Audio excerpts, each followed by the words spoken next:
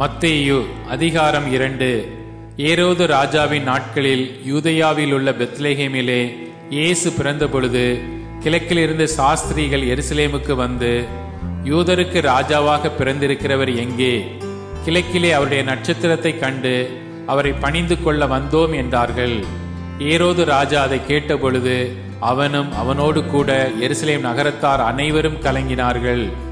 அவன் பிரதான ஆசாரியர், ஜனத்தின் வேத பாரகர் எல்லாரையும் கூடிவரச் செய்து கிறிஸ்துவானவர் எங்கே பிறப்பார் என்று அவர்களிடத்தில் விசாரித்தான்.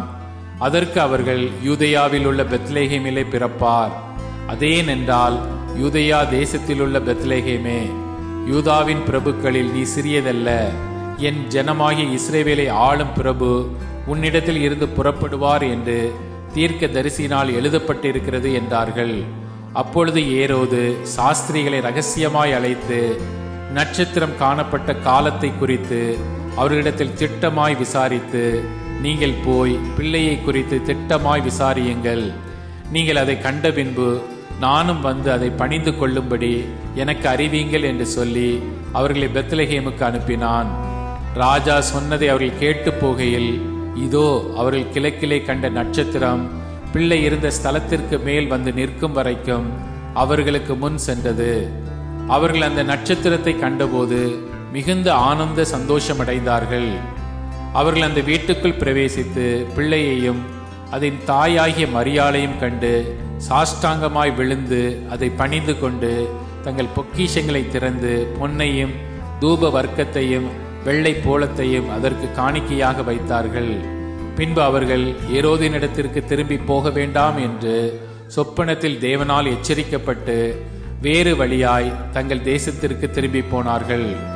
அவர்கள் போன பின்பு கர்த்தருடைய தூதன் சொப்பனத்தில் யோசேப்புக்கு காணப்பட்டு, ஏரோது பிள்ளையை கொலை செய்ய தேடுவான். ஆதலால் நீ எழுந்து பிள்ளையையும் அதன் தாயையும் கூட்டிக் கொண்டு எகிப்துக்கு ஓடிப்போய் நான் உனக்கு சொல்லும் வரைக்கும் அங்கேயே இரு என்றான். அவன் எழுந்து இரவிலே பிள்ளையையும் அதன் தாயையும் கூட்டிக் கொண்டு எகிப்துக்கு புறப்பட்டு போய் ஏரோதின் மரண பரியந்தம் அங்கே இருந்தான். எகிப்திலிருந்து என்னுடைய குமாரனை வரவழைத்தேன் என்று தீர்க்க தரிசியின் மூலமாய் கர்த்தரால் உரைக்கப்பட்டது நிறைவேறும்படி இப்படி நடந்தது. அப்பொழுது ஏரோது தான் சாஸ்திரிகளால் வஞ்சிக்கப்பட்டதைக் கண்டு மிகுந்த கோபமடைந்து ஆட்களை அனுப்பி தான் சாஸ்திரிகளிடத்தில் திட்டமாய் விசாரித்த காலத்தின்படியே பெத்லெகேமிலும் அதன் சகல எல்லைகளிலும் இருந்த 2 வயதுக்குட்பட்ட எல்லா ஆண் பிள்ளைகளையும் கொலை செய்தான். புலம்பலும் அழுகையும் மிகுந்த துக்கம் கொண்டாடலும் ஆகிய கூக்குரல் ராமாவிலே கேட்கப்பட்டது. ராகேல் தன் பிள்ளைகளுக்காக அழுது அவைகள் இல்லாதபடியால் ஆறுதல் அடையாதிருக்கிறாள் என்று எரேமியா தீர்க்க தரிசினால் உரைக்கப்பட்டது அப்பொழுது நிறைவேறிற்று.